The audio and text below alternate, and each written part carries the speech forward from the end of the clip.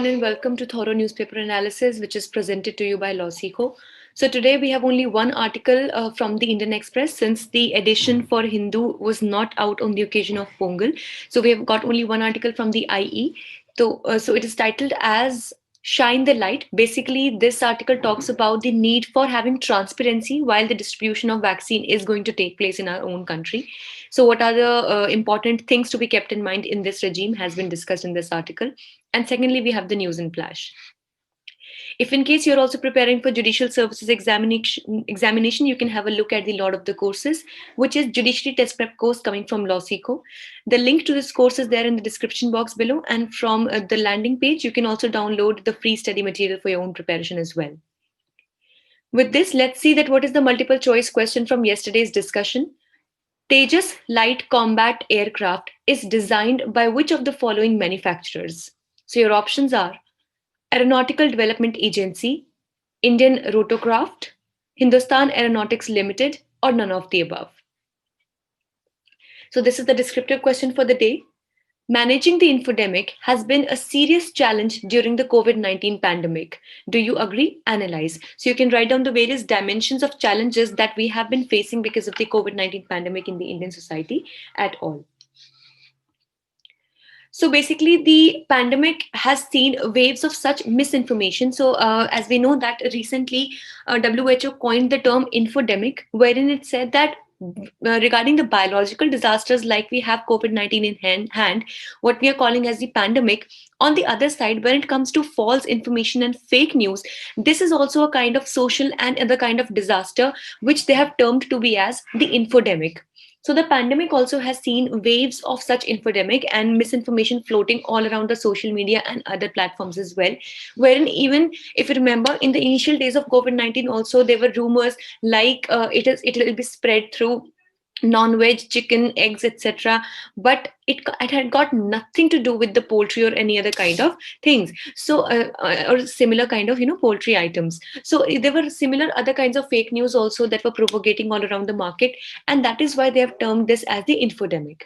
So for decades, misinformation flows associated with mass immunization programs when mass immunization programs have been among the top hurdles.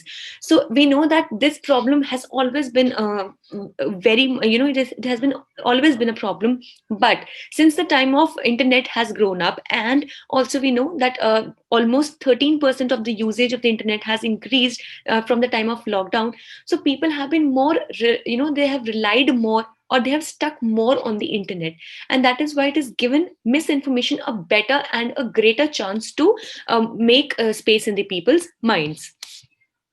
So here are some steps that have been suggested in the article for successful vaccination and the successful process of vaccination to take place. Firstly, to counter misinformation with consistent and transparent sharing of science-based information about vaccines. If at all you can recall, and I'm sure that all of us, when we make calls to any one of our friends or anybody, so there comes a voice message which tells us about that what are the steps that we should be taking, and what are the numbers that we can dial in case we need any kind of help or urgency or emergency.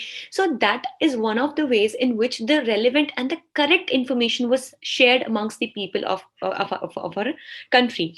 Now, similarly, the article says that even in the case of vaccines, it is very important that consistent and transparent sharing of science-based information, that is completely true information, is shared amongst the people, and that they should be already informed enough so that no other misinformation or disinformation or malinformation can actually make any kind of place in their minds. So people have the right to know what is in the vaccine. So what are the components of the vaccine, how it will be administered, what will be the procedure of taking up the vaccine, how will it actually work with your body, what reactions and side effects, if any, or they can be expected, and how to address the reactions and effects if at all they take place. On that note, I'd like to share with you all that today in the explained section of the Indian Express, we have a very amazing article which talks about all the nitty-gritties talking about the vaccine distribution and who all should be administering the vaccine the first go, who all should be very much careful about taking the vaccine, who are allowed to take it and who are not even allowed to take it in the current situation. Like for example, pregnant ladies or who are expecting a pregnancy, or who are the lactating mothers, they are not allowed to take the vaccine, at least in this current time. Maybe later, when the vaccine is more, it is safer for them to take, what they'll be allowed to do so. So please go through that article. It will really help you to understand the entire process of vaccine administration, and also that what this vaccine is all about. Then the second thing, involve independent actors such as academia, civil society, and organizations with strong grassroots presence. So these things like the NGOs or the other social media platforms or other platforms on the online media as well, that have good number of followers, and other universities, teachers, schools, colleges, civil society. So all of these should be brought in this entire process of spreading the right amount kind of information. And then it also says that we should be including the philanthropic arms of large corporates and private sector as well. Now, as we have the Tata, the Ratan Tata Institute and the other associations they have, we also have the Reliance Industries. So all of these also, they are the large corporates and private sector, but still they have a philanthropic arm, and that also can help in this direction. Then a society based approach is required. So that is why we need to inculcate the members and all kinds of members of the society to spread the right information well within time. The government should make the decision of every individual voluntary as to whether to get vaccinated or not, and imposition will encourage rumors. I think this is very much clear to understand, because first thing what we need to keep in mind is that these vaccines in the first place, the Covishield and Covaxin, in the very first place, even their allowance to be given as vaccines has been very controversial, because many experts say that this is not completely proven that these vaccines will be really effective against COVID-19 or not, and will or not they have any adverse reactions or not. So things are still not very clear. So in the first place, it should be very much voluntary to be a decision that a person wants to get a vaccine administered or not. And in the very second place, what we need to understand is that if the authorities or the government would be forcing the people to get these vaccinations done, so there might be a greater chance that people might think that the government has some kind of other intentions at all, maybe, because people can think in any way, many a times they just tend to think that there are some something wrong with there is something wrong with this vaccine or something else. So in that regard, it will encourage further rumors to spread about the vaccine or the entire process, and that should not definitely be the case. Then the government should make an alliance with community leaders, civil society organizations, and the religious heads. So, because India's successful polio vaccination owes to them, because in that regard, all of these, now be it the community leaders, civil society organizations, or even the religious heads, they played a very important and positive role in making India polio free, because they actually were able to influence the people in the right direction to get the polio vaccines done to their children, so that India does not ever face a case of polio in the future. And thus India was actually declared polio free back then. So most of them enjoy high trust and credibility among the mass, and to turn scientific messages into contextuality. Now, I think this is, we don't even need to ponder upon this fact, because in India, religious heads and other kinds of, society leaders, civil society leaders, or the community leaders, people even take the least logical facts also from them. So it is like almost a very short situation wherein at least a scientific information would really be easier to understand and really be easier and safer to promote as well.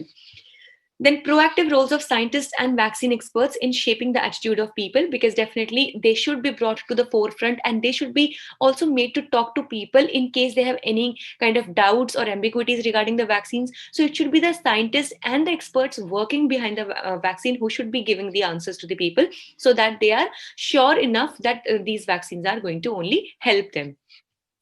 Then necessary for governments to be vigilant about isolated adverse incidents in the program, like adverse event monitoring system at the root level. So if in case, because obviously even a simple medicine can have some kind of reactions, and that is why from the very grassroots level, the government should be very vigilant and should be very attentive towards any kind of reactions that take place, and thus we should be ready with the right kind of solutions to them as well. So this was all for the day, for the major thing. Let's see what do we have for news and flash today. So today we have the Army Day. It is indeed a very proud day for our whole nation today because it is celebrated on 15th January every year. As on this day in 1949, General K.M. Cariappa took over the charge of Indian Army as he being the first Indian Commander-in-Chief of the Indian Army from British General Sir Francis Butcher. So the Army's motto, Indian Army's motto is service before self. And so, if we know about General K.M. Cariappa, in 1933, he became first Indian officer to attend the Staff College at Quetta, which is in Pakistan, and was also the first Indian to command a battalion.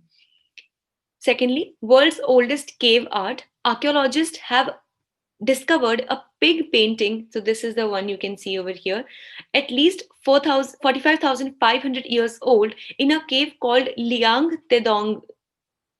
Tedon, yes, Liang Tedon, in an Indonesian island in December 2018 during a survey led by Basran Burham. So this can probably be the oldest painting that could have ever discovered in the world. So this was all for the day. Thank you so much. If in case you wish to download the slides for today's, the PDF for today's slides, you can have a look at the Telegram channel that we have, the link to which is there in the description box below. Also, you can visit our official website for any other kind of information. Thank you so much.